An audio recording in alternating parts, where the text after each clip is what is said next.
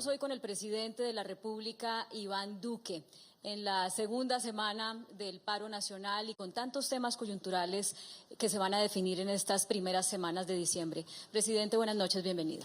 Muchas gracias, Claudia. Un placer para mí estar acá, estar en este importante encuentro organizado por Canal 1.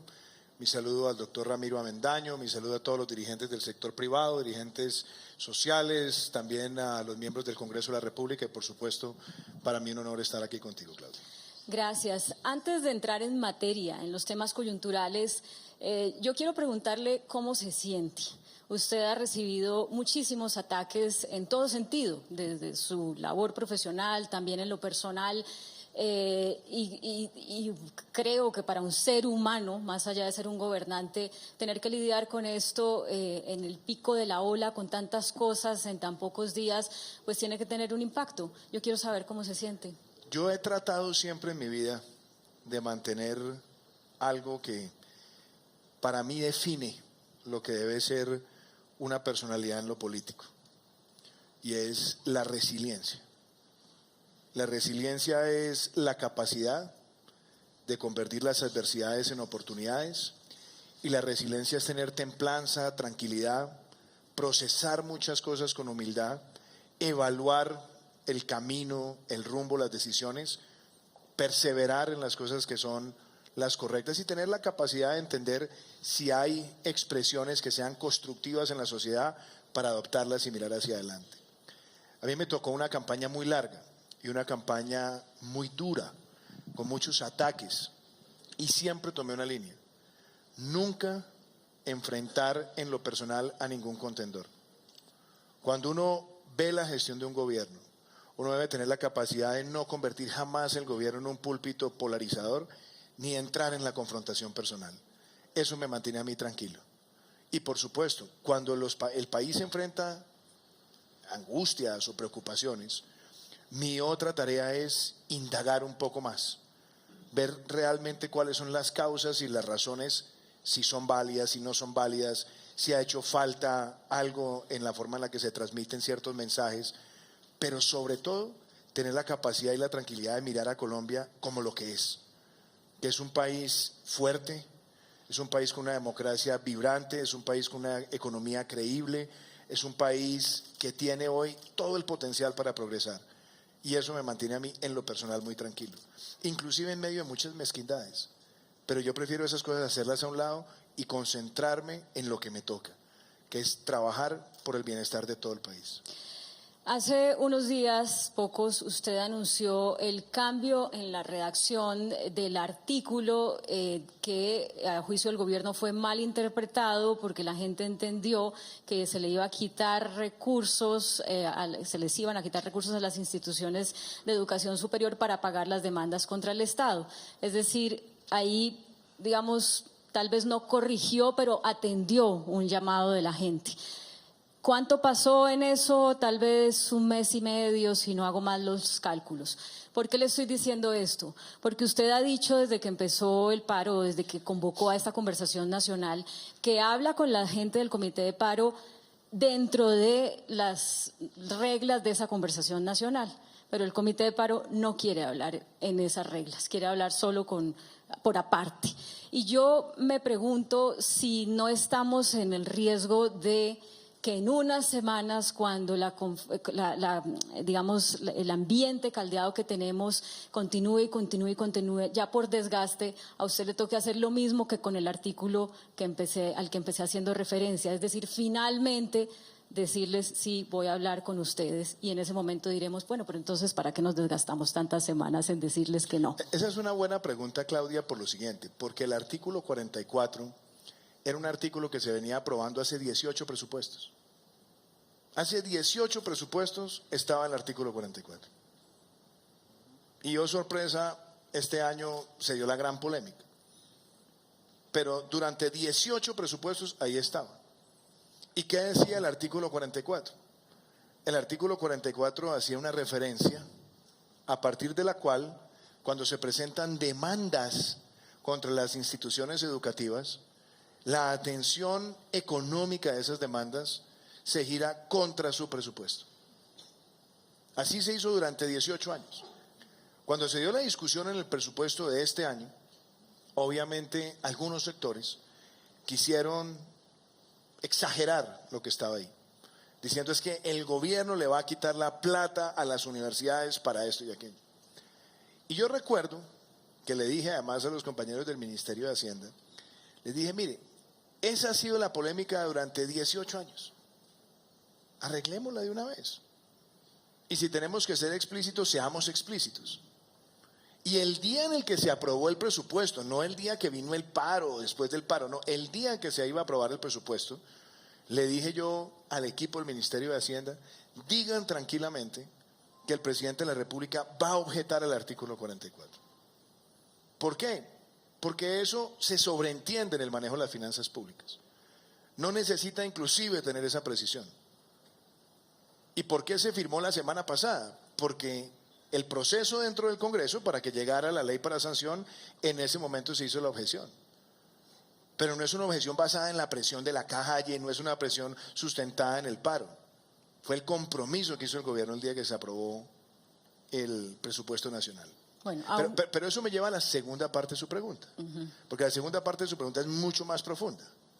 Y es que nosotros tenemos una sociedad que es democrática, plural, que tiene una constitución y que tiene ley, y que establece los mecanismos a través de los cuales se elige un gobierno. Entonces, cuando un gobierno se elige y tiene un mandato para sacar adelante un programa de gobierno, y lo está ejecutando, y aparece un grupo de personas, muchas, seguramente saliendo a las calles y expresando, lo primero que hay que preguntarse es cuáles fueron las motivaciones. Y después, lo que a mí me llama la atención es que dicen aquí hay un pliego de exigencias. Y si no se atienden esas exigencias, seguimos en la calle. Entonces yo creo que ahí la conversación es distinta, porque ahí la conversación deja de ser una conversación y se vuelve una exigencia. Y entonces la pregunta es, ¿en una democracia las exigencias de unos no involucran al resto de la sociedad? Y yo ahí tengo un profundo desacuerdo y por eso creo que la conversación tiene que ser mucho más amplia. Porque este es un país, y aquí lo estábamos hablando como eje temático, el sector privado en la sociedad. Si alguien dice mañana, quíteles o póngales más impuestos a unos a los otros, la pregunta es, ¿solamente se escucha una voz? ¿O se escucha la voz de toda una sociedad? Mucho más en un país donde 8.000 empresas representan el 70% del recaudo del impuesto de renta. Entonces, ¿los otros no están en la conversación?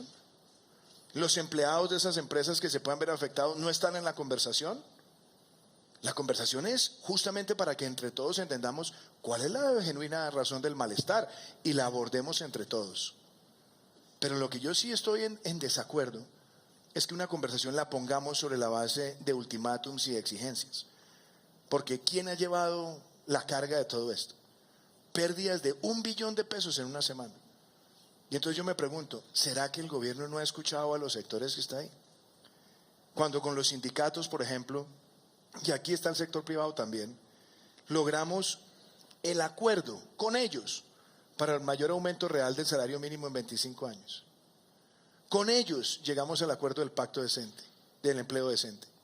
Con ellos llegamos a la reparación colectiva del movimiento sindical, a la formalización. Cuando miramos el tema con los maestros, hay una mesa de seguimiento permanente con reuniones mensuales. Con los estudiantes lo propio, con los sectores rurales lo propio. Entonces decir que el gobierno no escucha cuando tenemos las instancias donde se avanza, me parece que es dudoso que se ponga eso sobre la mesa. Y voy a decir esto. Para la sociedad colombiana, Claudia, es muy importante entender que la gran conversación es porque todos estamos involucrados en esto. Esto no es un tema de presión a un gobierno, es un tema donde toda la sociedad debe reflexionar y ser capaz de construir colectivamente. Entonces no es un tema si se van a desgastar o no se va a desgastar. Ahí le expliqué lo del artículo 44. Y claramente hay temas que están sobre la mesa en los cuales no solamente ya hay avances, sino que hay avances notorios. Entonces la conversación tiene mucho más sentido que la exigencia. Al margen de estar o no de acuerdo con ese argumento que usted acaba de dar, hay una situación social, si bien en una semana ha disminuido el número de personas que se manifiestan en la calle, no sabemos qué puede pasar, hay un nuevo paro convocado para el 4 de este mes y bueno, ya ellos tienen un cronograma. Yo me pregunto si vamos a entrar en un pulso de quién tiene más fuerza, es decir, si por desgaste el presidente va a tener que sentarse con ellos solamente porque va a ser tanta la manifestación en la calle, las dificultades para la movilidad de la gente, las pérdidas de 1,5 billones para el comercio, que el presidente va a tener que sentarse con ellos, o si son ellos los que van a recibir tanta presión de quienes están siendo afectados por el paro, que entonces ellos van a tener que acceder a sentarse con en la gran conversación. Estamos ya metidos en un pulso. No sé, no estoy segura de que eso sea lo mejor para el país. ¿Qué decir ante eso? O sea, yo creo que meter al país en el pulso. Es que yo creo que ahí es donde está el problema. Porque el problema no es un pulso. Yo no veo esto como un pulso. A ver, entendamos qué pasó. Un grupo de personas convocaron a un paro nacional. Otro grupo de personas se manifestaron en las calles por distintas causas. Pero yo no creo que ni todos los que salieron son agentes oficiosos de quienes convocaron, ni tampoco creo que quienes convocaron representen todas las causas allí. Entonces, hay una expresión que amerita una conversación, porque acá se trata de construir como país, porque entonces ahí empezamos a ver cosas que se deterioran negativamente y aceleradamente. Por ejemplo, una cosa es la protesta pacífica, que es un derecho, pero yo pregunto, ¿sobre la base de un derecho se puede afectar la movilidad de la ciudadanía? ¿Por qué las personas que están yendo a trabajar de un lugar a otro tienen que verse afectadas porque alguien les obstruye las vías? Yo no creo que obstruir las vías sea una expresión pacífica de la sociedad. Y afectar el derecho al trabajo sea una expresión pacífica de la sociedad. Perdóneme, ya que me dice eso, quiero... Pero es que quiero aterrizar esto en términos de lo que uno oye la gente en el día a día. Presidente, bueno, termine y ya le digo. Porque la pregunta es profunda y aquí no estamos en un interrogatorio, sino en una conversación. Entonces vamos. Entonces, sobre ese tema, cuando uno piensa que uno afecta los derechos de los demás para presionar al gobierno, a mí me parece que ese no es el camino. Entre otras cosas, 1 billón de pesos ha perdido el país en 8 días, afectando el comercio, afectando movilidad. La pregunta es, ¿de verdad queremos también tirarnos la economía sobre temas que se pueden conversar y que se han conversado y que además tienen espacios institucionales? Es que este no es un problema del gobierno nacional. Es un problema de la sociedad y que involucra al Congreso y que involucra a las Cortes y a los alcaldes y a los gobernadores, a todos, para escuchar y ver cuáles son las reclamaciones que tiene la sociedad. Pero convertir esto en un pugilato entre el gobierno, yo no le voy a jalar a eso. Y por eso estoy invitando a una conversación. Y la pregunta es, los que organizan el paro tienen que estar dispuestos a conversar con los que no participan en el paro, que también tienen algo que decir. Los que hoy dicen bajo ninguna circunstancia se puede hablar de temas laborales. ¿Por qué? ¿Por qué si como sociedad tenemos que ser capaces de enfrentar los problemas y buscarles soluciones? Que bajo ninguna circunstancia se puede hablar del tema pensional. Yo lo he dicho públicamente, nosotros no tenemos ninguna propuesta presentada, pero queremos llevarla a la Comisión de Concertación, porque a mí sí me parece que como sociedad es grave que solamente 1 de cada 4 mayores de 65 años tengan pensión. Pero decirle a la sociedad, a partir de ahora, ¿esto no se puede hablar? No me parece. Porque somos una sociedad democrática. Y como tal, mi invitación a los del Comité del Paro y a todo el resto de la sociedad es, conversemos para actuar. Porque el precedente de desinstitucionalización no es para mí, es para el país. Entonces, el mensaje que le estamos diciendo a la sociedad, a la que no decide parar, a la que está trabajando, es que solamente si son capaces de movilizarse en masa para generar un paro, ¿serán escuchados? Eso no es bueno para nuestra democracia. Por eso, atención, respeto, humildad para escuchar a los que se manifiestan, pero también para el resto de la sociedad que tiene algo que decir. Yo soy el presidente de todos los colombianos, de los que paran y los que no paran, de los que marchan y los que no marchan, de los que votaron por mí y los que no lo hicieron. Y el único propósito que yo tengo es que el país progrese. Y por eso todos tienen que estar en la conversación, claro. Intentaba interrumpirlo por lo siguiente: si bien es evidente que el número de personas que no se moviliza, que no marcha, que no bloquea vías es mayor, no sabemos qué porción de ese número está o no de acuerdo con quienes sí marchan, pero es mayor, y creo que en eso no se equivoca uno si lo afirma. Quienes creen que esa es la manera, están convencidos de que si no es así, el presidente no escucha. Y se lo digo porque además ayer, comprando unos adornos de Navidad, nos decía el vendedor, es que las cosas han estado un poquito mal, pero hay que apoyar a los muchachos. El otro día decía un señor de un Uber, pues se complica la cosa, pero hay que apoyar, porque si no es así el presidente no escucha. Esa era la frase. Yo incluso entré en una discusión con esta persona del Uber, pero yo quisiera que usted aprovechara este escenario para decir por qué, porque sé que ese es su argumento, no hay que hacer eso para que el presidente escuche. Para quienes creen que solamente bloqueando vías usted va a escucharlos y a liderar las reformas que hay que liderar. Primero por la evidencia, Claudia, por la evidencia. Mire, aquí hay muchas personas de distintos sectores. Como presidente de la República, he sido el primer presidente en presidir la Comisión de Concertación Laboral.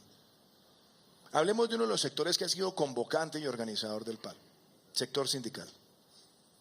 He presidido 4 veces la comisión. Nunca un presidente la había presidido. Pero aparte de eso, nos sentamos con ellos el año pasado, con el sector privado, en ese concepto más tripartita que tiene Colombia, tan importante. Firmemos un pacto por el trabajo decente. Primer país de América Latina que públicamente unía sector privado, clase obrera, Estado, con ese propósito, alineado con los objetivos de desarrollo sostenible. Ese es un símbolo claro de escuchar y de actuar.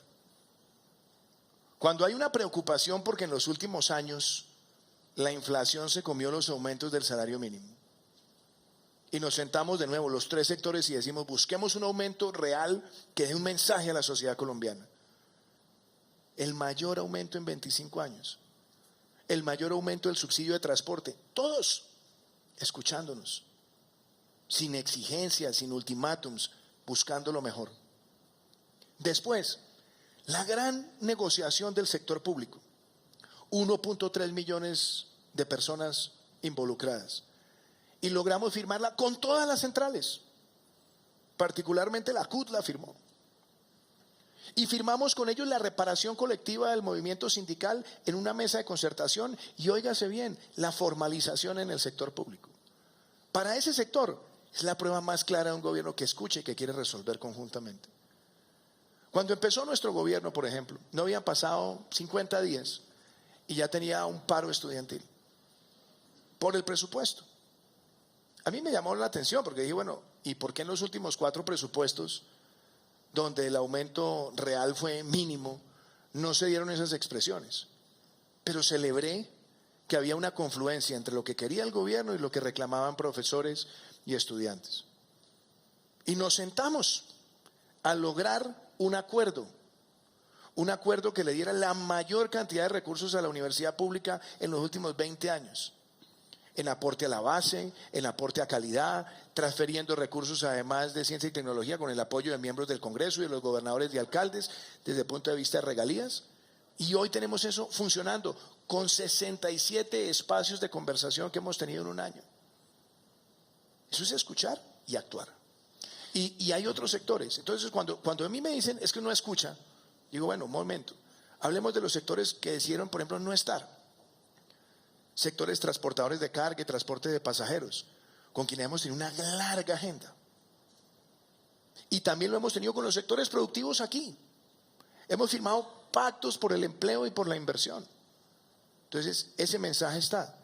Pero ante los hechos, que es lo que también quiero que aquí se entienda con mucha humildad, ante los hechos, yo creo que es importante escuchar, pero que nos escuchemos todos. Porque también cuando yo he visto expresiones de personas que le preguntan en la calle, pero usted ¿por qué está protestando? Porque el gobierno no ha hecho nada por la educación. Y yo veo que tenemos el presupuesto más alto, el avance más en alimentación escolar, en jornada única, etcétera, etcétera. Pues digo, algo tiene que faltar aquí en esta conversación. Cuando oigo que dicen es que el gobierno no ha hecho nada por el medio ambiente, digo, algo también tiene que faltar en la conversación cuando estamos teniendo el mayor salto en energías renovables, en movilidad limpia, en reducción de la deforestación, etcétera, etcétera. Entonces la conversación es para que en el ejercicio de lo que eso significa, que es ponernos en los zapatos del otro, todos seamos capaces de ponernos en el zapato del otro y entender si es que alguno no está escuchando y por qué, y cómo construimos hacia adelante. Ese es el sentido de este ejercicio. Yo quiero plantearle un ejercicio a propósito de esos 13 puntos del comité de paro, porque entiendo que varios de ellos están dentro de la conversación que usted ha planteado con los demás sectores, y me gustaría que usted aprovechara este espacio para decir cuáles de esos 13 puntos ya están incluidos en lo que está conversando, y si no se pueden conceder, ¿por qué no se pueden conceder? Voy en orden. Retirar el proyecto de ley de reforma tributaria que ustedes han llamado de crecimiento. Por ejemplo, esa sí que es una buena pregunta, porque dice o decían en algunos documentos que es que esa ley golpeaba a la clase media y que favorecía a los ricos. Entonces, varias cosas. Primero, la clase media no se afecta. No hay un aumento en ningún umbral que afecte a la clase media, sea impuesto de renta o cualquier otro. Pero además, ¿por qué esa ley está vigente hoy? Porque el año 2017 cerró en Colombia con un crecimiento del 1.4%. Y no solamente era el candidato Iván Duque quien lo decía, muchos de los que están acá lo decían. Las tasas de tributación en Colombia, dependiendo del tipo de empresa, pueden superar el 70%. Para micro, pequeña, mediana y gran empresa. ¿Y eso qué significa? Menos inversión, menos contratación, menos crecimiento, pérdida de competitividad, pérdida de productividad. Un año después de haber tomado esa medida, la economía ya no crece el 1.4, sino por encima del 3. Por encima de lo que crece América Latina, de lo que crecen los países de la OCDE, de lo que crece el promedio mundial. Pero además, la inversión en Colombia creció en los primeros 6 meses de este año más de un 24%, la inversión extranjera directa. El recaudo creció más del 10%, la mayor cifra de aumento del recaudo en 8 años. Pero además con otro elemento, reducir el déficit fiscal. Este año tendremos la mayor reducción del déficit fiscal y por primera vez desde que existe la regla, es decir, en 8 años, desde que existe la regla fiscal, un superávit primario de carácter fiscal. Eso muestra avances, pero además, Claudia, mensajes hacia los sectores donde hay emprendedores. Emprendedores que van a tener 0 impuesto de renta durante los primeros 7 años a cambio de empleo e inversión. Lo mismo en las zonas rurales. Un régimen simple que permite la formalización empresarial diferenciando tasas. Ya son más de 8.000 empresas que están allí, atendiendo a muchas de las regiones afectadas por pérdidas económicas en los últimos años, con exenciones claras para el sector turismo y otros. Un sector turismo que este año va a tener el mejor año de la historia de Colombia, más de 4.5 millones de visitantes no residentes. Toda esa evidencia está, pero además agregándole algo, agregándole unos elementos sociales que son importantes. Se le agregó la devolución del IVA al 20% más pobre, algo que Colombia había anhelado por décadas. 2, permitir los 3 días sin IVA, que sería con un monto limitado para artículos limitados en unas fechas definidas que ayudan a liquidar inventarios y que le ayudan al país. Los incentivos a la contratación de jóvenes, que es el 120% de descuento sobre el impuesto de renta por contratación efectiva. Y la otra, la reducción en el aporte de los pensionados más pobres de Colombia del 12 al 4%.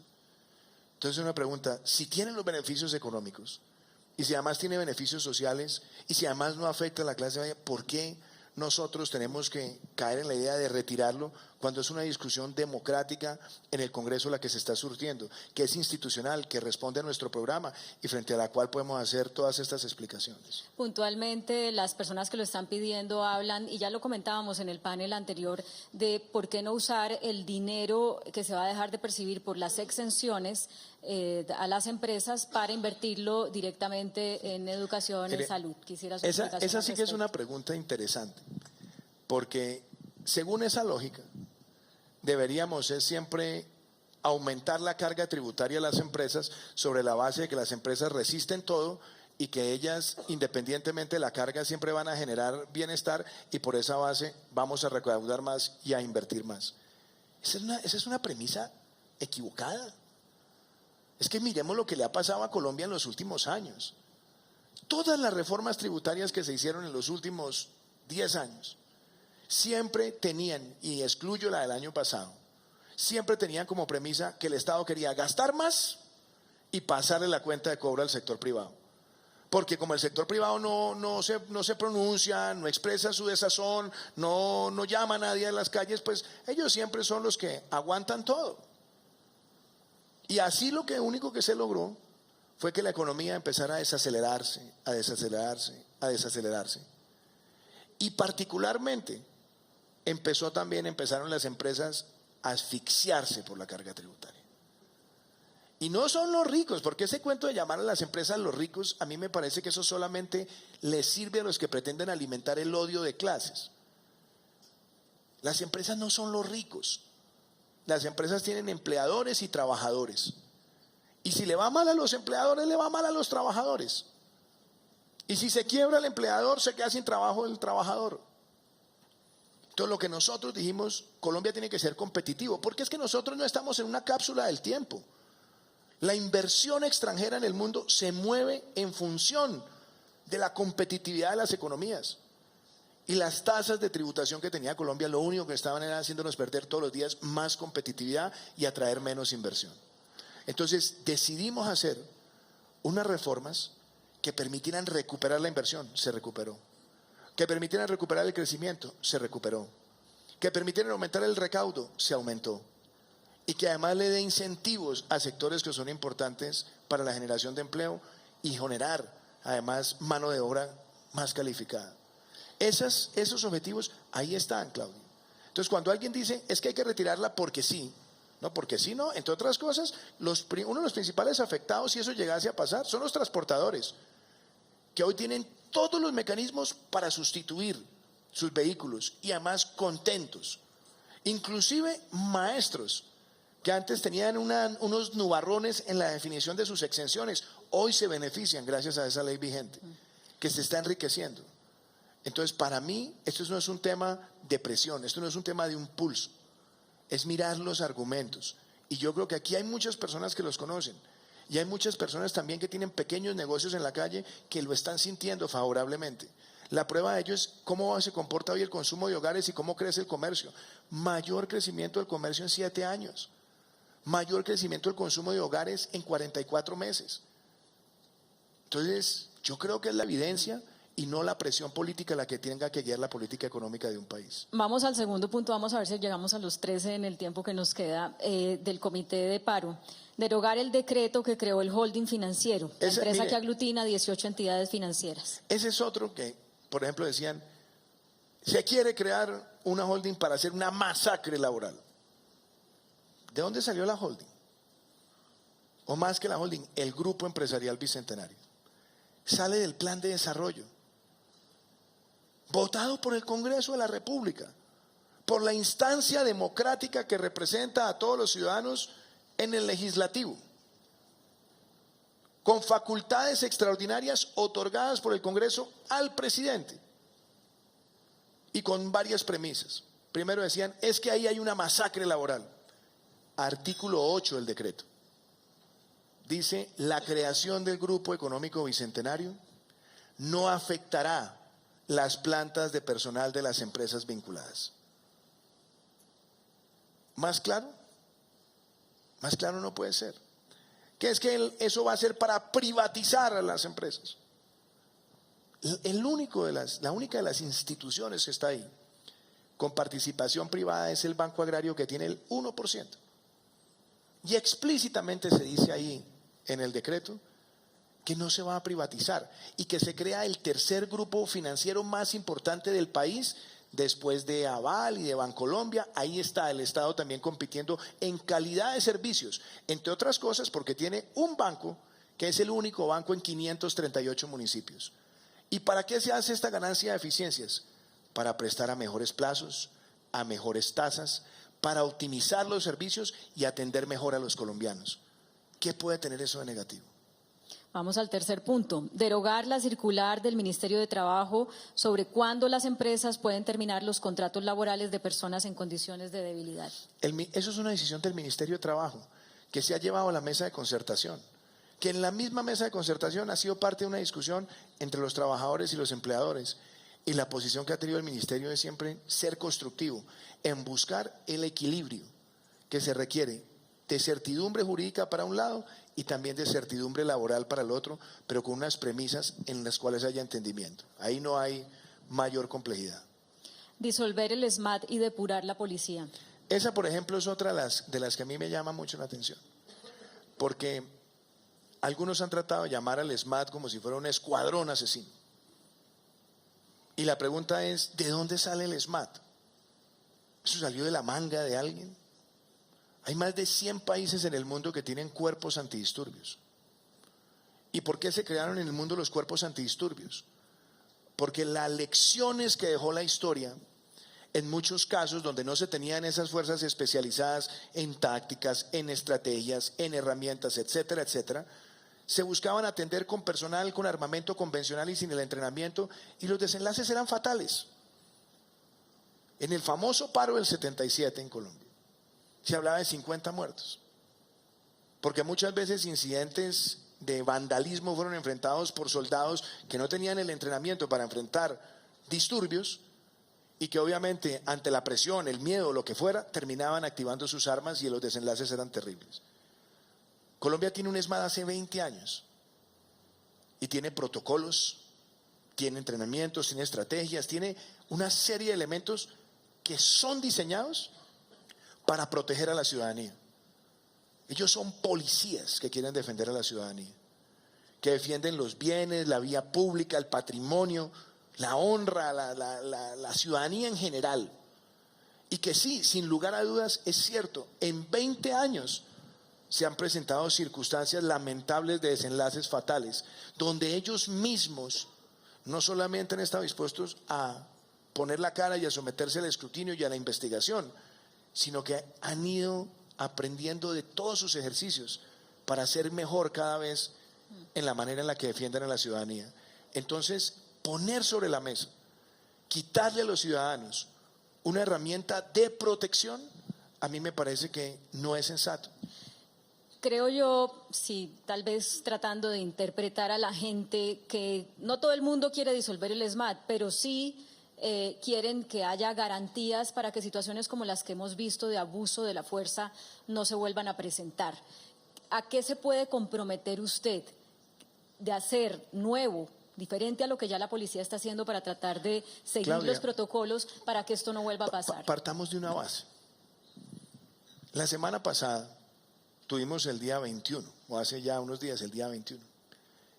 El día 21 transcurrió en su gran mayoría en normalidad y la fuerza pública garantizó el ejercicio de la protesta pacífica. ¿Cuándo se activó la participación del SMAT? Cuando se empezó a ver vandalismo, desmanes, encapuchados, personas agrediendo el patrimonio público, la vía pública, las vitrinas de otras personas. Si no hay violencia, el SMAT no tiene por qué ir a actuar. Si no hay violencia, el SMAT no tiene por qué activar sus protocolos. Pero también miremos lo que pasó aquí el día 22. 40 estaciones de Transmilenio fueron atacadas por vándalos que tenían como propósito paralizar a la ciudad.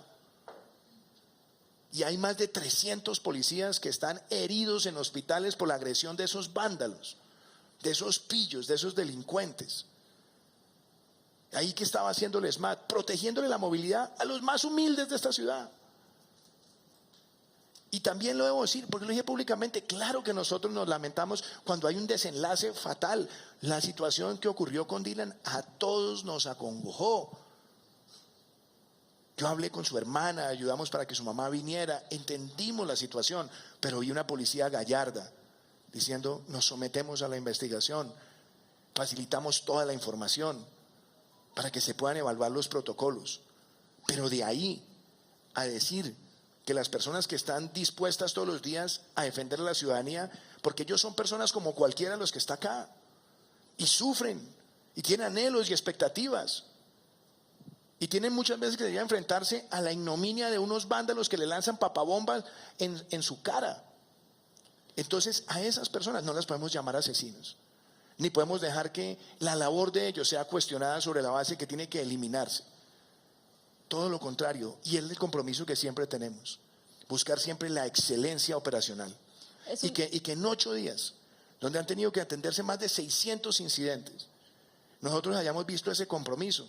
A mí me parece que también es parte de la reflexión y la conversación nacional. Pero debilitar la fuerza pública, lacerar la fuerza pública, estigmatizar la fuerza pública, esa no es la manera como se construye democracia. Es una conclusión.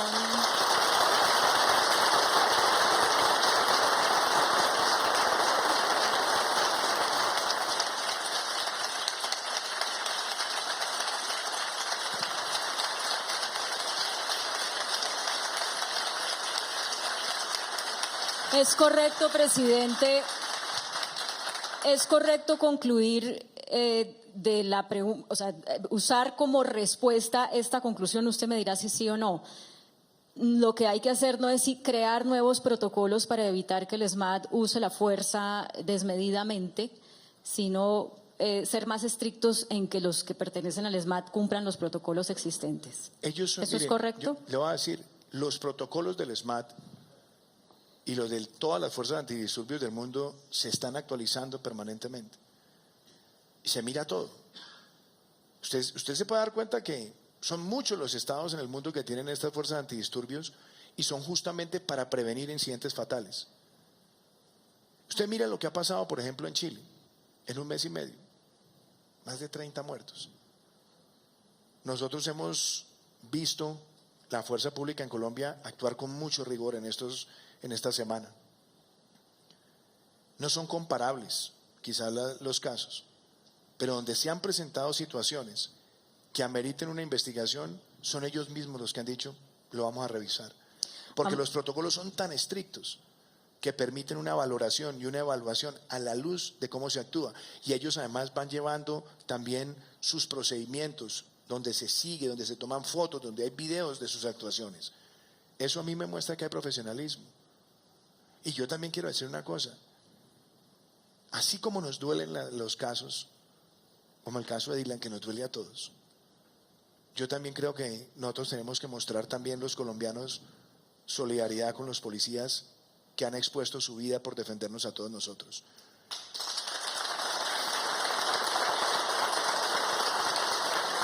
Voy a plantearle las 2 siguientes peticiones del Comité de Paro en una sola pregunta en aras del tiempo. La quinta es que el gobierno no presente la reforma pensional y la cuarta es que el gobierno no presente la reforma laboral y que tumbe 4 artículos del plan de desarrollo que crean la posibilidad de que tengan protección social quienes ganan menos de un salario mínimo al no trabajar tiempo completo, la de recibir BEPS en un solo pago, el máximo de recursos que puede recibir cada EPS por recobros al sistema y el que haya un régimen intermedio de aportes a la salud entre quienes pagan el 16% y quienes no pagan nada. Esos son los 4 artículos que piden quitar. Sobre eso, es que el plan de desarrollo no es un capricho de Iván Duque. El plan de desarrollo no es que yo decidí un día, a ver muchachos, estos son los artículos, miren a ver qué vamos a hacer. Esto fue un plan de desarrollo que se construyó de abajo hacia arriba, que tuvo instancias de conversación en las regiones, que tuvo un Consejo Nacional de Planeación, que escuchó a los trabajadores, que escuchó a los partidos políticos. Aquí veo a 4 o 5 congresistas que tienen liderazgo en artículos que están en el plan de desarrollo. Si alguien los quiere derogar, para eso están las instancias democráticas, que es el legislativo. pero hablemos sobre ellas también. Es que es malo que en Colombia haya un piso mínimo social. Por Dios, en Colombia tenemos un país que es desigual, pero no hace 15 meses.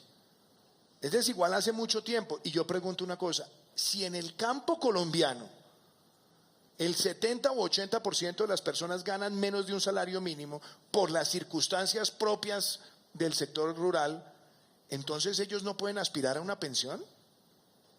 No tienen derecho a aspirar a una pensión. O sea, cuando se crea el piso mínimo social, justamente atendiendo esa relación para que haya más cobertura, que es más equidad, ¿no tienen derecho? No entiendo entonces el argumento. Y entonces yo pregunto, ¿y los que están en el campo no tienen nada que opinar en la conversación? Entonces al que no le gusta el artículo es el que dice, ese no me gusta y me lo quita, pero al que se está beneficiando no lo escuchamos. Eso a mí me preocupa porque eso es dogmatismo. Los BEPS no los creamos nosotros, los BEPS llevan en Colombia 9 años o 10 y son justamente para que las personas que no tenían la posibilidad de pensionarse la tengan. ¿Y cuál es el propósito ideal nuestro como sociedad? Llevarlo en el tiempo para que esté por lo menos en un salario mínimo. Pero eso no funciona con varitas mágicas ni por decreto. Eso no es como los gobiernos de los demagogos que dicen suban el salario mínimo 100%, ¿y qué? ¿Quién lo paga? El país avanzó mucho en esa cobertura. Y yo pregunto, ¿y por qué no le preguntan a los que hoy se benefician de los BEPS qué tienen para opinar? ¿O es que ellos también están fuera de la conversación? Los que antes no tenían esa cobertura y hoy la tienen, no participan en la conversación porque alguien dice, me lo quita y que se queden de otra manera. Eso no es conversar, eso es imponer, pero además imponer sin siquiera escuchar al otro. Y yo pregunto, por ejemplo, otra cosa, lo que tiene que ver con las coberturas en materia pensional. Es que una cosa muy distinta a lo que hemos dicho nosotros, no hemos presentado ninguna reforma, pero además queremos llevarla a la mesa de concertación. Porque entonces, ¿qué se quiere? Entonces el gobierno nunca más podrá discutir sobre cómo mejorarle la protección para la vejez a los ciudadanos. ¿Es eso lo que se está pidiendo? Es decir, perpetuar que solamente 1 de cada 4 mayores de 65 años tenga pensión. No, la conversación que nosotros estamos haciendo es para que todos los colombianos entendamos que eso es un factor de inequidad y busquemos la solución. O cuando le dicen, usted no puede tocar nunca más ninguna reforma, ningún mecanismo, ninguna propuesta que le permita a los jóvenes emplearse. Por Dios. Nosotros hemos dicho, eso se discute en la mesa de concertación. Pero yo también quiero escuchar las propuestas del otro lado para ver cómo podemos reactivar el primer empleo y el último empleo. Y cómo podemos tener una sociedad que construya más equidad. Ese es el sentido de la conversación. Pero ni más faltaba que un gobierno cualquiera que fuera le dijeran, usted queda ya vedado y vetado para abordar los problemas que tiene un país. Eso no es democracia. Y mucho más cuando nosotros lo que queremos en la legitimidad democrática es invitar a todos los sectores de la sociedad para que corrijamos esos asuntos. A propósito de lo que acaba de decir, una de esas propuestas para activar el primer empleo vino de ANIF, es el famoso pago de solo 75% del salario mínimo a los recién egresados, y mucha gente lo entendió como que ya el gobierno había tomado esa decisión y entonces por eso salió a las calles a protestar. Pero oyéndolo, quiero volver a traer el tema a la conversación porque algunas personas podrán preguntarse, bueno, si el gobierno está dispuesto a escuchar esas propuestas como esas y llega a decidir que eso de verdad ayuda a activar el primer empleo, ¿le va a jalar a algo así? Yo le dije al doctor Clavijo, sin referirme a él, cuando salió esa propuesta, y es una propuesta que yo no comparto. Entiendo el propósito, pero no la comparto, porque eso es pauperizar el ingreso de los jóvenes. Ahora, ¿qué dice el plan de desarrollo? Por ejemplo, es interesante. El plan de desarrollo establece una agenda para el primer empleo joven desde el sector público. ¿Cómo? Nosotros dijimos, jóvenes entre 18 y 28 años de edad, vamos a procurar que el 10% de las plantas de personal en las entidades del sector público estén en ese segmento sin tener que acreditar experiencia. ¿Y por qué? Porque escuchando a los jóvenes sí dicen, mi drama es muy grande. Porque cuando yo salgo a buscar empleo me dicen que dónde está la experiencia. Entonces, y si no me emplean, nunca voy a tener la experiencia. Entonces es quedar atrapado en un limbo. Pues hoy ya el sector público, gracias al plan de desarrollo, establece ese propósito. 10% de la planta de personal en las entidades, queremos jóvenes entre 18 y 28 años y no tienen que hacer una acreditación de experiencia. Aquí que hay tantos miembros del sector privado, ¿usted le diría a ellos que se sumen a esa iniciativa? Pues le voy a contar esto, a mí me alegra verlos a todos acá, o a un grupo muy importante acá, porque muchos de ellos vieron un incentivo que está en la ley tributaria. Y es que pueden descontar el 100% de esos empleos que hacen de jóvenes. Y ahora lo estamos aumentando al 120%. Es decir, la herramienta está ahí. Y el sector privado ha venido también avanzando mucho. ¿Qué hemos hecho con el sector privado? Firmamos hace 3 meses el Pacto por el Trabajo y el Crecimiento. Son 12 pactos iniciales, 532 compromisos. ¿Con qué objetivo? Generar 800,000 empleos de aquí a agosto del año 2022. Eso para mí es un compromiso claro del sector privado, que se basa también en estos incentivos y en otros que son de carácter normativo y regulatorio para darle más agilidad a la contratación. Y tenemos además un servicio público de empleo que hoy tiene cerca de 300,000 vacantes, un poco más, donde también queremos con el sector privado buscar ese enlace entre el que busca el empleo y quien se lo está ofreciendo. El séptimo punto de estos 13 es que el gobierno no privatice ni enajene bienes del Estado. Mire, ese por ejemplo es otra cosa que me llama la atención. Este es un gobierno que ha tenido una línea muy clara en buscar ganar eficiencias. Yo recuerdo, yo por ejemplo aquí al doctor Jorge Bedoya, veo al doctor Bruce, que me acompañaron en varios debates cuando yo fui candidato presidencial, y me decían, pero ¿cuál es su compromiso de austeridad? Y yo le dije, mire, vamos a tratar de buscar una austeridad que llegue al 1% del PIB. Va al contado 10 billones de pesos. Este año, el año 2019, en lo que hemos hecho de recortes en gastos de funcionamiento, son 3 billones de pesos. Y esperamos además mantener esa línea en los 3 años que siguen para cumplir esa meta. Eso es eficiencia.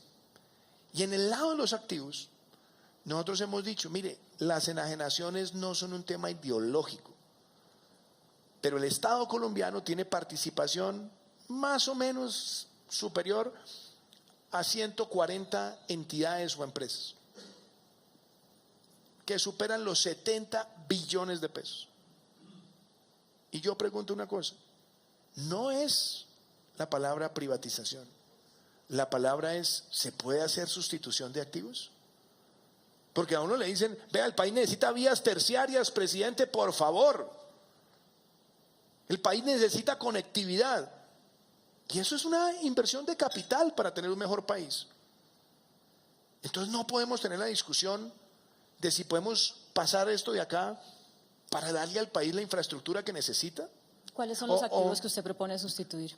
No, es que no estoy proponiendo en este momento uno específico, porque nosotros tenemos que tener la claridad de mirar todo en función de qué es lo que produce más bienestar o qué no.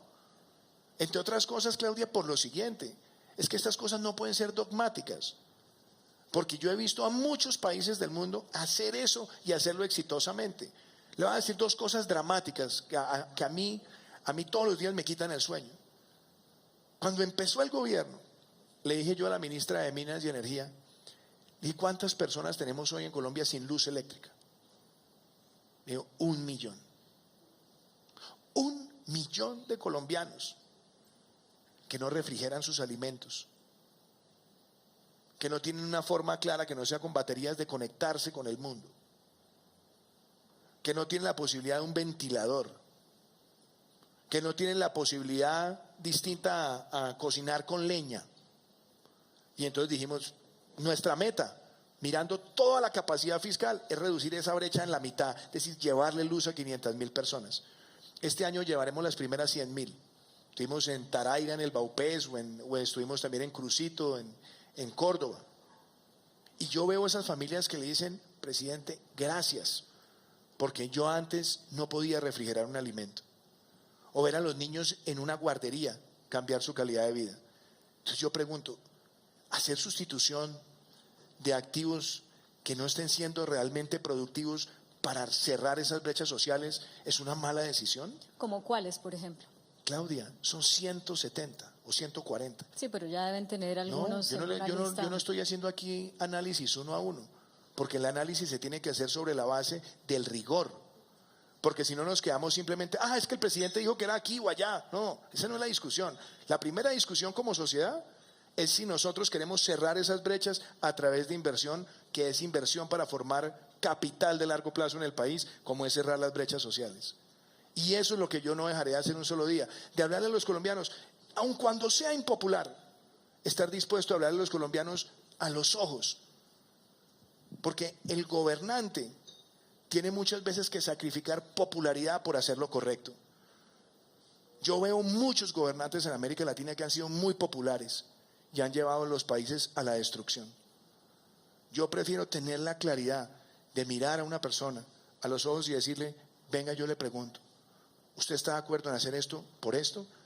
Y yo lo único que veo recorriendo el país son personas que claman a gritos, más vías terciarias, más acueductos, más luz eléctrica, más educación, más conectividad. Y esos son activos. Y si nosotros tenemos que valorar cuál es la mejor manera de llegar allá, nosotros no podemos maniatarnos y decir que eso no lo vamos a hacer como sociedad, porque entonces eso ya no es una democracia y ahí queda un gobierno totalmente secuestrado de tomar las mejores decisiones en función de los más necesitados. El octavo punto, presidente.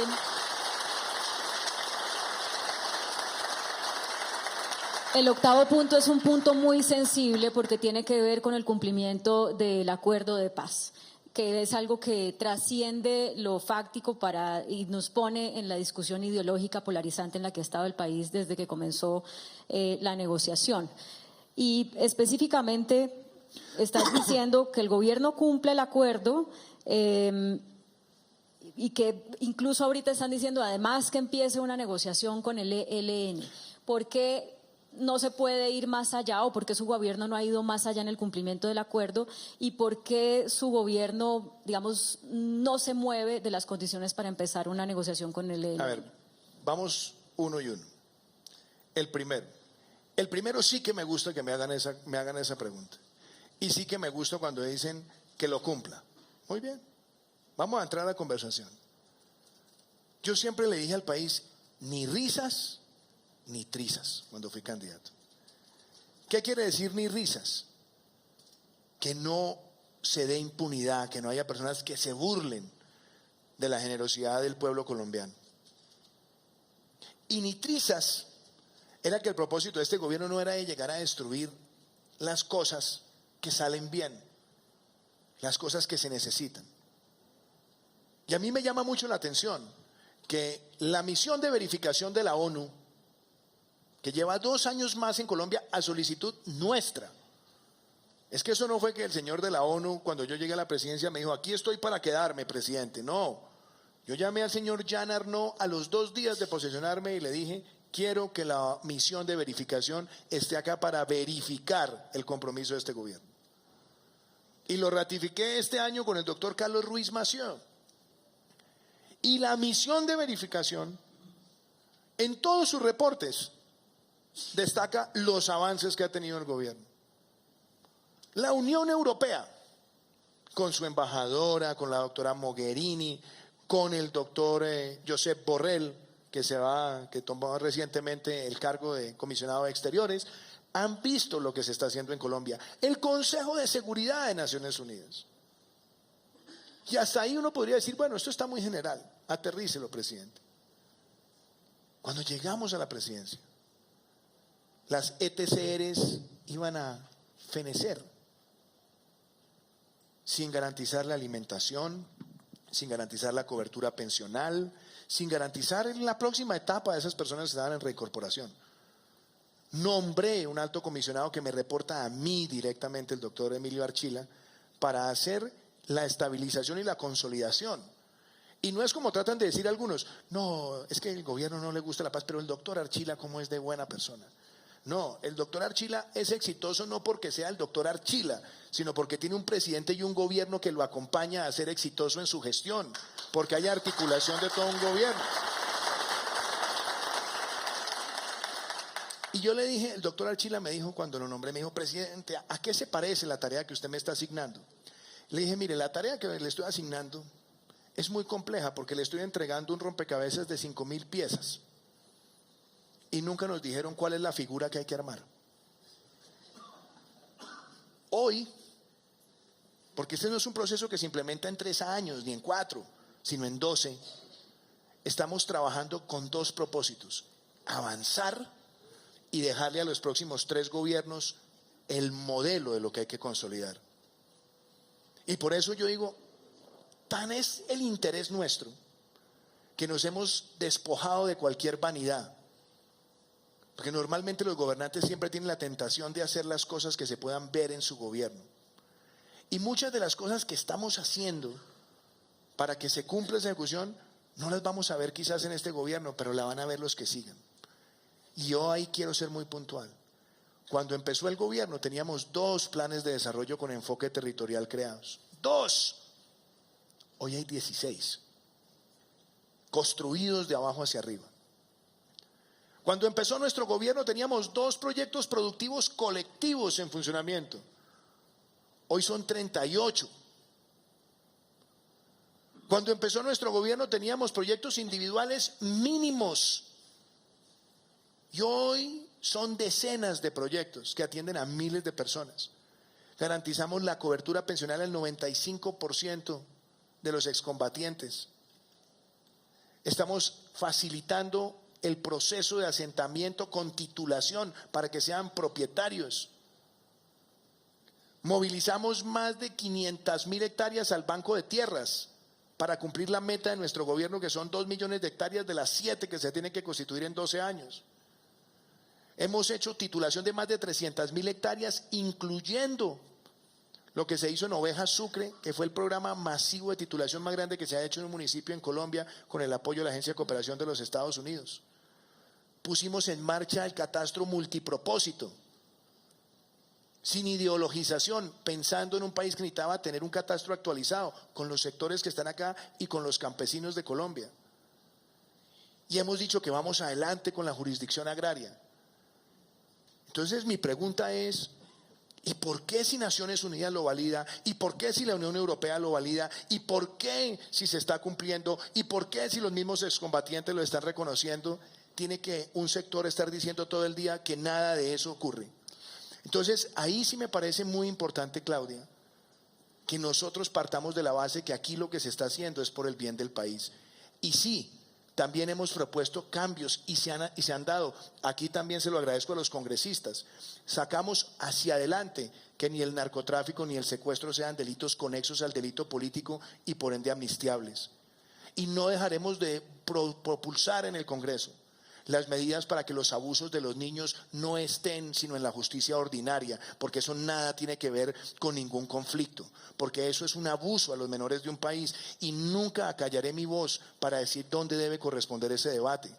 Y otra cosa, así como el Estado también avanza, qué importante que se exija la reparación de las víctimas con los dineros ocultos de muchos de los victimarios, y ahí hay que trabajar con la Fiscalía y también con la Jurisdicción Especial.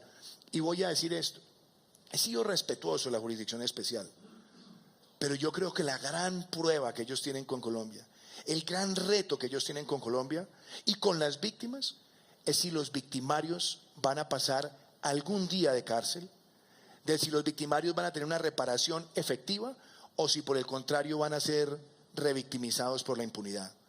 Y yo nunca dejaré de tener el respeto institucional, pero también de defender la exigencia del pueblo colombiano de ver a los victimarios con sanciones proporcionales y con sanciones ejemplarizantes, porque ellos tienen una deuda pendiente con las víctimas. Cosa que respecto al... Y frente al ELN, uno debe tener siempre congruencia y coherencia. Siempre he cuestionado la idea de negociar o de conversar o de hablar en medio del crimen. Porque quien acepta conversar o negociar en medio del crimen, valida el crimen como un mecanismo de presión al Estado. Y yo he dicho claramente desde el primer día. Cuando yo asumí la presidencia el 7 de agosto del 2018, dije, vamos a tomarnos un periodo de 30 días para evaluar cómo fue el periodo de conversación que tuvo el gobierno anterior con el ELN. Fueron, no sé, 17 meses de conversación. Y en esos 17 meses más de 400 atentados, más de 100 asesinatos y una decena de secuestros. Eso no puede ser una actitud de paz. Y yo dije claramente, para empezar, cualquier aproximación se necesita la liberación inmediata de los secuestrados y el cese de actividades criminales. A mí me dolió en el alma lo que vimos en enero. Eso no fue un ataque a una guarnición militar. Eso fue un carrobomba en un centro educativo. En un lugar donde muchachos indefensos se están preparando para servirle a un país como policías. Y vilmente asesinaron 22. Que no pretendan ellos que eso se le olvidó al pueblo colombiano. Que no pretendan ellos que eso fue una pilatuna, como la han tratado de presentar. Ellos están solicitados en extradición por un juez de la República. En su gobierno entonces no habrá negociación con el ELN. He sido claro, Claudia, sobre las dos premisas. Si el ELN tiene un compromiso de paz con Colombia, tienen que liberar a todos los secuestrados y ponerle fin a los actos criminales. Permítame de lo contrario, acelerar. terminamos validando la violencia y se lo digo, no puedo ser un presidente que hable de paz y permita que haya criminales atentando contra el pueblo colombiano, porque esa es una hipocresía con las personas que son víctimas de esas organizaciones. Con respecto a lo que decía antes sobre quienes critican el no cumplimiento del acuerdo de paz, la gente del Comité de Paro propone que usted no se mida solamente frente a lo que dice Naciones Unidas, que por cierto, a pesar de que muestran avances en el cumplimiento, también muestran preocupaciones, por ejemplo, en la protección a los líderes sociales y a los desmovilizados, y ahí hay un pendiente que parece no tener solución. Déjeme terminar de redondearle la pregunta. Pero sobre el tema de líderes, dos comentarios rápidos sobre el tema de líderes. Mire, el 7 de agosto del 2018 en la Plaza de Bolívar le dije a los colombianos, a mí me preocupa mucho esa situación, porque es que el asesinato de líderes sociales no empezó hace 15 meses. Los líderes sociales en Colombia no surgieron hace 15 meses ni después del acuerdo. Este país ha tenido una historia de violencia con el liderazgo social. Y por eso lanzamos el plan de acción oportuna para enfrentar esta situación. Yo inclusive aprovecho para hacer una breve pedagogía sobre esto. Yo le preguntaba a muchas personas, ¿cuántos líderes sociales hay en Colombia? Y unos me dicen 5.000, 11.000, 3.000. En Colombia hay 23 caracterizaciones de líderes sociales según Naciones Unidas. Una sola, que es la acción comunal. Colombia tiene 67.000 juntas de acción comunal aproximadamente. Y sus miembros superan los 6 millones de personas. Y cada uno de ellos es considerado, a la luz de la caracterización, un líder social. Si le suman las otras 22, podemos hablar de 8 millones o más. Y entonces uno dice, bueno, la protección individual, ¿cómo se ejerce? La Unidad Nacional de Protección tiene aproximadamente 7.100 esquemas, de los cuales el 54% es para líderes sociales, y le cuesta $1 billón al país. Entonces, proteger con carro blindado a 8 millones de personas o más es un imposible. Y nosotros hemos buscado la protección colectiva, avanzar en los CERREM, tenemos la política y la próxima semana lanzaremos la política pública de protección de líderes sociales. Desde que existe el plan de acción oportuna hemos tenido una reducción de esos crímenes. ¿Quién los mata? Los grupos armados organizados que están en la droga, en la minería ilegal, que quieren evitar que el liderazgo social prevenga el reclutamiento de personas a esas instancias criminales. Y por eso nosotros los hemos enfrentado. Alias Guacho era eso, alias David era eso, alias Jason Orejas era eso, alias Cadete era eso, alias Chucho Mercancía, alias Pácora.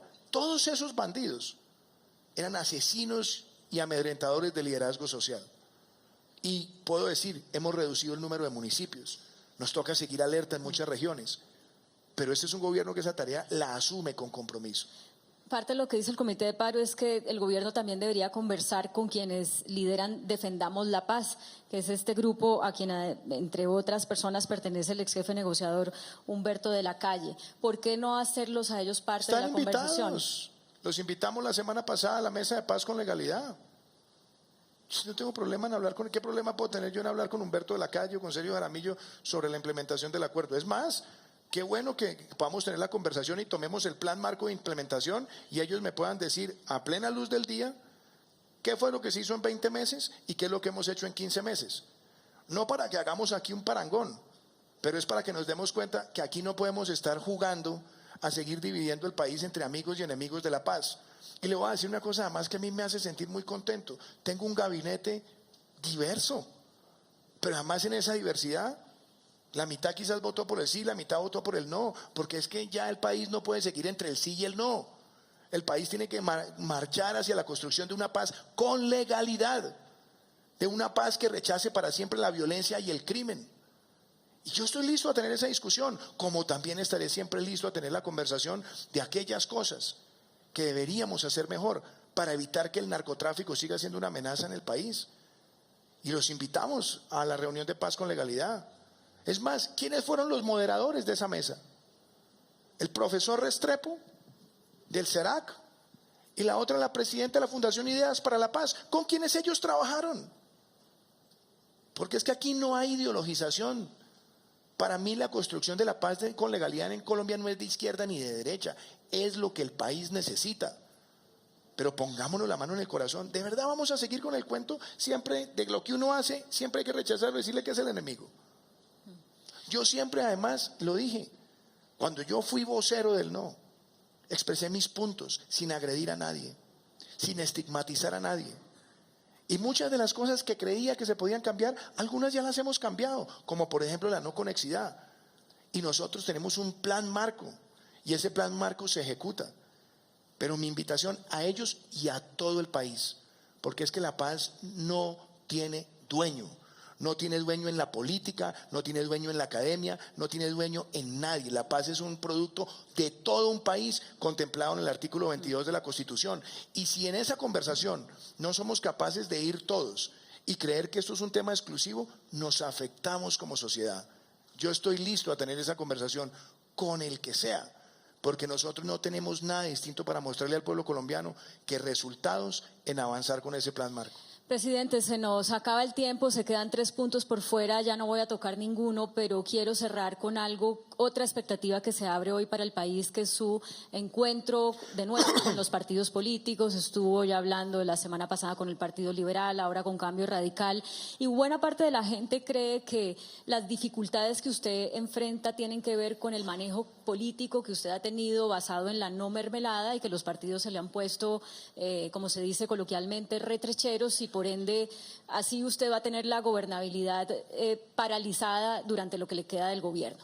Cuando se abre este nuevo acercamiento con los partidos, ¿qué podemos esperar en materia de resultados? Si no hay mermelada, ¿cómo plantea usted este 2.0 en la conversación con ellos? Vea, le voy a decir una cosa muy constructivamente.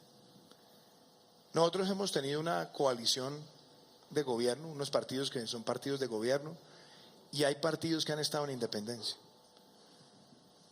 Entre todos, y usted lo recordará en mi discurso el 20 de julio, cuando me dirigí al Congreso y a los colombianos, les agradecí tanto a la coalición de gobierno como a los independientes. Porque con ellos, y acá más veo aquí a varios compañeros del Congreso, con ellos hemos sacado un plan de desarrollo, una ley de crecimiento, 2 presupuestos generales de la nación, una ley TIC, una ley que fortalece la superintendencia de salud en sus sanciones, una ley de tamizaje neonatal, una ley del veterano. Hemos sacado medidas en materia ambiental, como la ley de movilidad eléctrica. Es decir, cuando uno empieza a ver, entre todos hemos sido capaces de sacar adelante importantes medidas para el país. Yo valoro además la actitud de muchos de los congresistas de ser propositivos y constructivos. Yo valoro, por ejemplo, las propuestas que han llevado, tanto los partidos de gobierno como los partidos independientes. De hecho, dentro de los partidos independientes, el Partido Cambio Radical presenta propuestas siempre muy interesantes, el Partido Liberal lo mismo. Y yo no estoy en la idea, primero nunca, jamás he dicho algún estigma contra ningún partido. Y por el contrario, yo creo que sí tenemos que buscar siempre afianzar más una coalición en favor del pueblo colombiano, en favor de atender las necesidades del pueblo colombiano. ¿A cambio de? Es que no tiene que ser a cambio de, tiene que ser ¿con qué? Con los argumentos, con el liderazgo. Es más, muchas personas dicen, es que usted ha dicho que no le gustan los de aquí y los de allá. No, eso no es verdad. Si usted se da cuenta, en el gobierno nacional hay ministros que han pertenecido al Partido Liberal. La doctora Carmen Vázquez, ministra de Cultura, militante del Partido Liberal, viceministra del Interior del gobierno anterior. La doctora Claudia Blum, recién designada canciller, fue fundadora del Partido Cambio Radical. Usted puede ver personas que han militado en la independencia o personas que han estado en el Partido Conservador o en el Centro Democrático o en los movimientos también cristianos. Jamás he hecho una estigmatización porque la gente pertenezca a partidos. Y lo digo, no dejaré de hacer nada que sea conveniente y necesario para que Colombia pueda avanzar y buscar además ese entendimiento político en función de las ideas que le sirven al pueblo colombiano. Siempre han estado en la agenda y quiero además profundizarlo. Presidente Iván Duque, muchas gracias por esta conversación. A ustedes televidentes, gracias por acompañarnos y por supuesto a nuestro público presente aquí en el foro de Canal 1. Muchas gracias y que tengan un buen resto de día. Muchísimas gracias, Claudia.